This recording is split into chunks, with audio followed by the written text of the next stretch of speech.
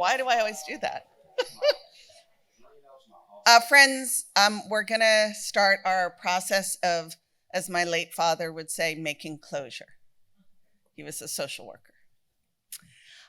So I'll give a minute to people who are outside, maybe putting cookies in their bag. I have 3.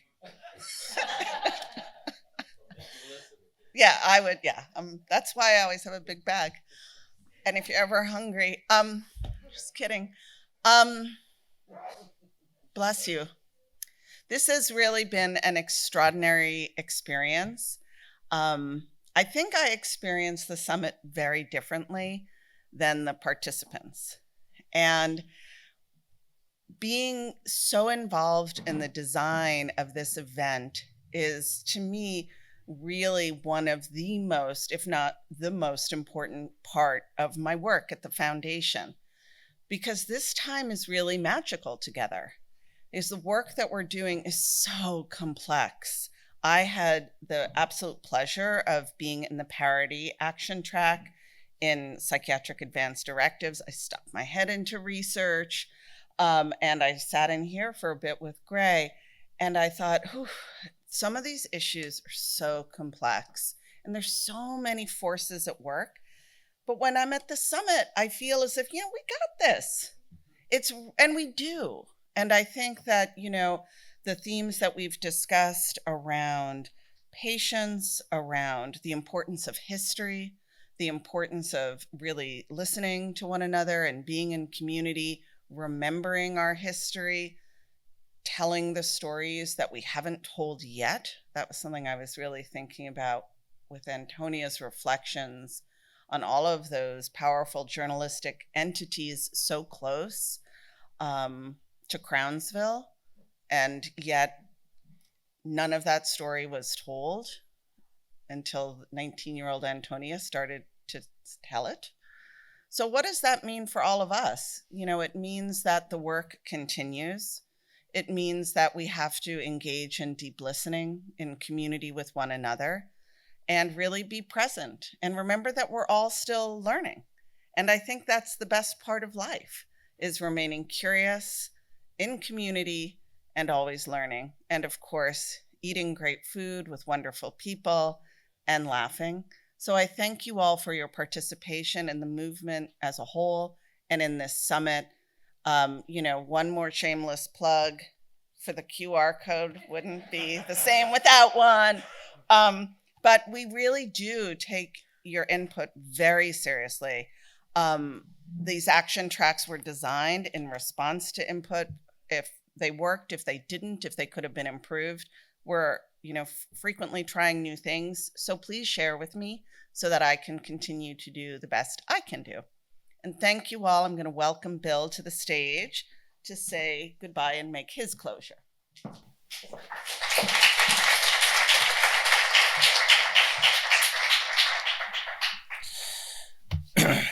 Thank you all for being here. Melissa remembered her father. I'll remember my father. And my father was a great man. I couldn't have wished for a better father. And I think that he went to North Carolina A&T. He was a teacher. He taught vocational subjects, vocational education. And his major area of specialization was in mechanical drawing and architectural drafting. And one of the most important skills that I learned from him was the ability to move space in my head. So, when you're drawing a building, you have to say, he'd say, well, just think about laying down in the middle of the floor and what would you see? And so this whole idea of moving volumes, just visualizing volumes and then trying to describe what they are. Now you say, well, why is this of any interest to what we're doing here? The other piece that he always focused on was he said, "You'll never know unless you try." So we're going to focus on that as a quote. So we are still a baby philanthropic organization. So we are only at year 4, and we've been able to get to here. So I think that Melissa, when she first heard my vision of what the summit could be, she said, "What?" And that was a pretty good invitation, wasn't it? Yeah, okay. Okay. And I said, well, I don't want boring. I want people to leave feeling as if, 1, they're grateful for having been here, and 2, anticipating what comes, and 3, sending a message to people who weren't here, oh boy, you really missed something that was really remarkable.